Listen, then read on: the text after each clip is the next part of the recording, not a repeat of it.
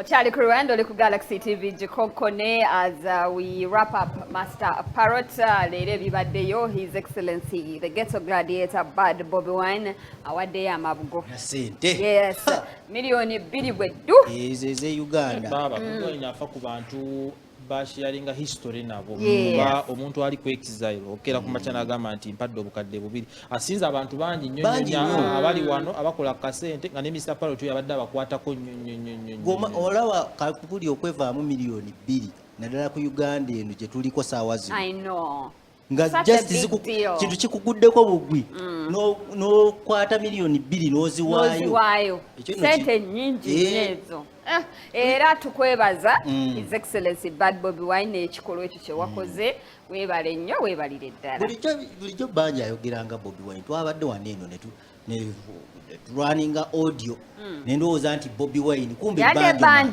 banjo man bafaanagana wekikokota mpe ne gundi olumu ne Miki Wine oyo olumu omuwuliriza naye ate ayina engeri gyaswitchinga mu omuyira ng'ayogera Bobi Wine so it's only Dax Vibe's voice that is different somehow different era bebe kucho vola mugamba mwayimbira mu nnyindo bwayimbira alimba ndiye bwa mutaminga na era nagamba nti oyo art era oyo art so ne Sentamu family nayo ya contributing the 2 million Ugandan shillings through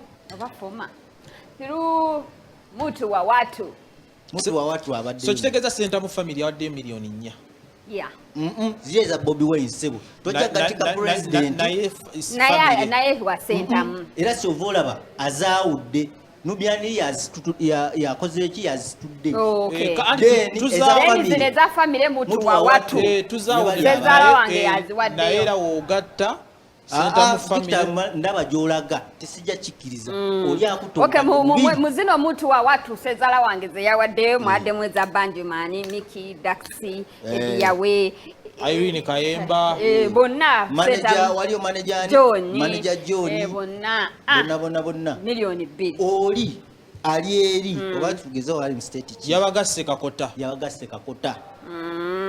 because ali eri ne family ye bonna bali nokusukuluma era abasukulumye enkoko so it's understandable naye ekikulu kintu bawaddeyo wali ne tuti gyakoze leero yeah abadde addressing I don't know who needs to hear this. I am not a politician who used to be a musician. I am a musician who is also a political leader. What does that mean?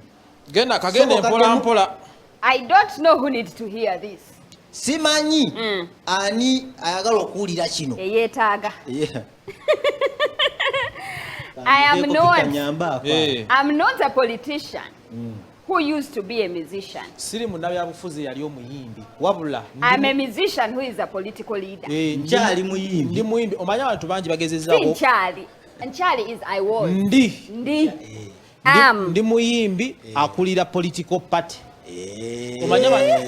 omanya abantu badde ate political leader bakulira ki nengeje muvunulamu nedda batugendera abantu badde banja badde bagezaako okwritinga off Bobi Wine oyo musically nga bagamba nti yayingira politics takyali muyimbi tumujje ebintu byaffe naye ekintu kya Banjumani kituzemu nekitusiigira ekifaananyi nekitulaga nti Bobi Wine ono akyali pira y'amaanyi nnyo music industry tosobola kumalaga mu jjajjawo bw'otyo ntandisa okutyamu Bobi Wine ekyokubeera political ye nga just yeyita leader waba atandisa okwetekako akapolitika ako kali nga kamuyisa bubi natayagala muyita politician but he's now a politician ate twagala kubeera politician baogera nnyo propaganda ate Bobi Wine mu music yali yamuvaamu ani yamujjamu myaka etaano egisembe yayimba ennyimba it doesn't matter there are so many artists out okay it's Peter Miles tumujjemu mu music industry era naye tumujjamu tugamba nti muvuzi w'amaato nedda achali muyimbi because if they've never come out to say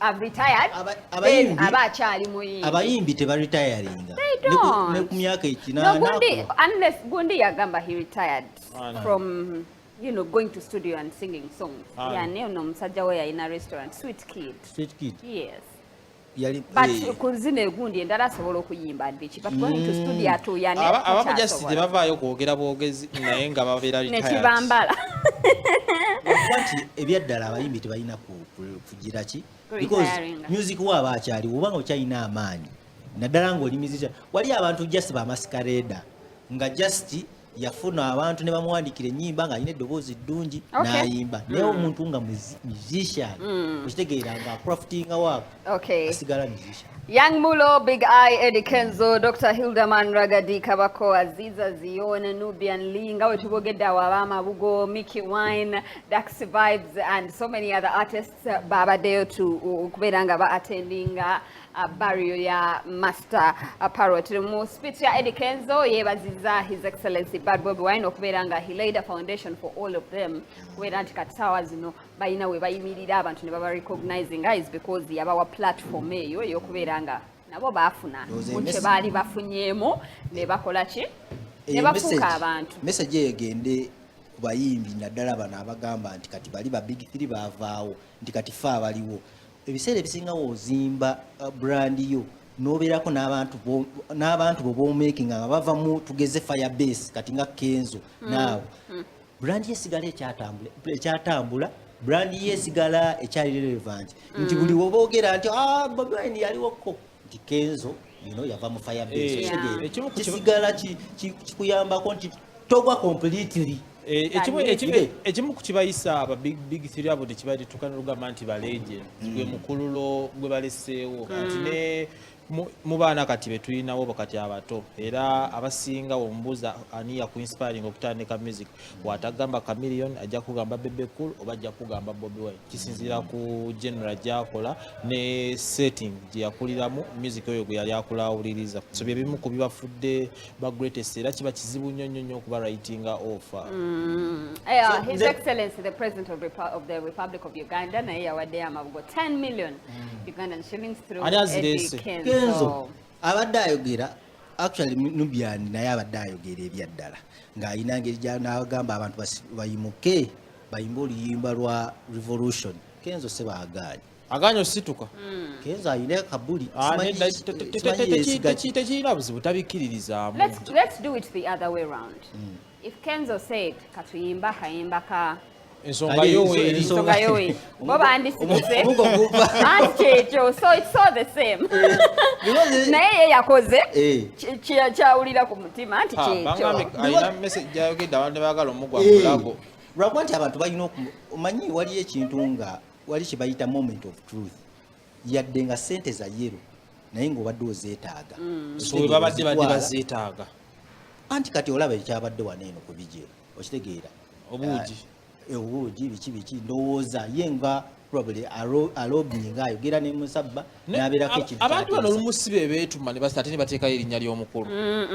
I don't think so.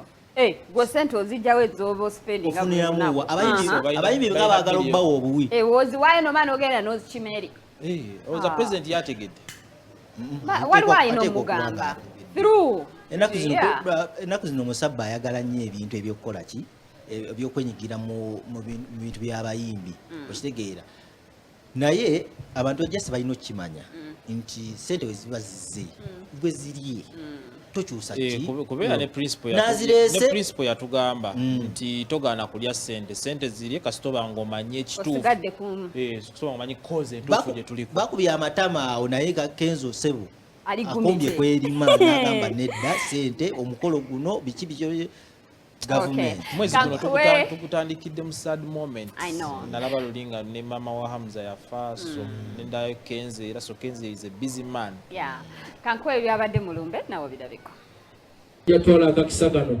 okwebaza President Museveni okutuwa essente ne tusobola okukola byonna bitukoledde Parrot Kenzo gye mulaba civil service gye mulaba byonna kubanga senga tabaddeyo tetwandibikoze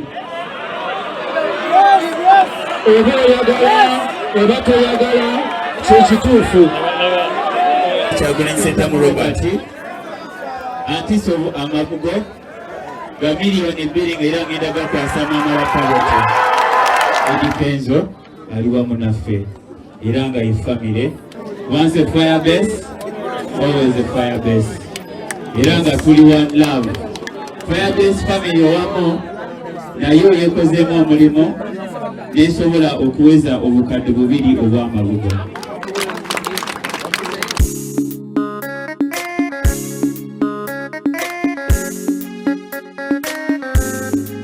Parrot atugase ffenna oba oli wa Nuupu oba oli wa NRM oba oli musiraamu oba oli ki Parrot yali tasosola era Parrot yayagala abantu. Master Parrot oyo Nalongo yenza omukwaba abawangalanga n'omwana wo nga tuli bulenzi buto boogedde ku famire ento gy'alesse nja kuteeka mu nsawo yaabwe akakadde ka siringisi bwembanga ngenze safari bwembanga njeyo mbanonya mali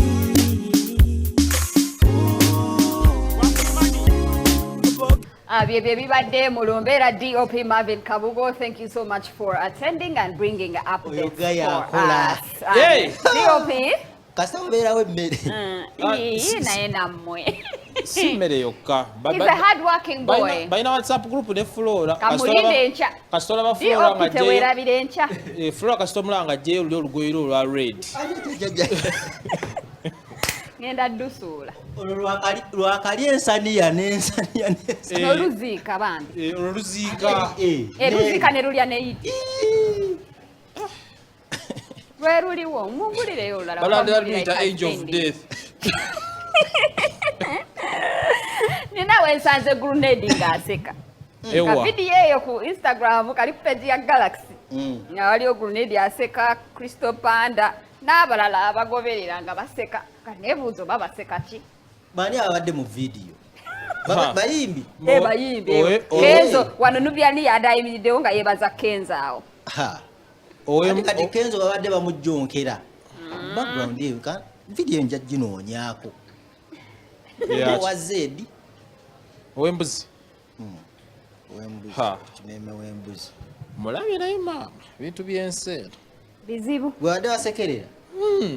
Bw'otandika olutalo nga weesize mikwano gyo. Anti kati omanyi awo ekibeerawo.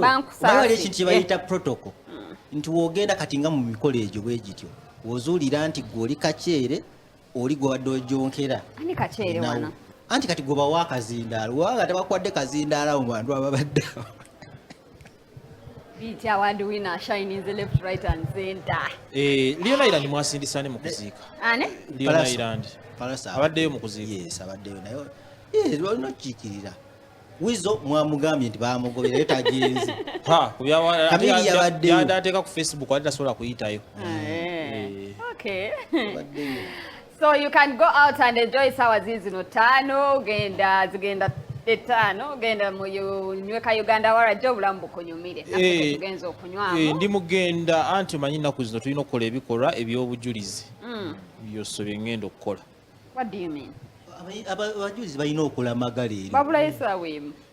Bajja kulamaga. Tofaayo. Mukajanga tebamutira mu ssaawa 2.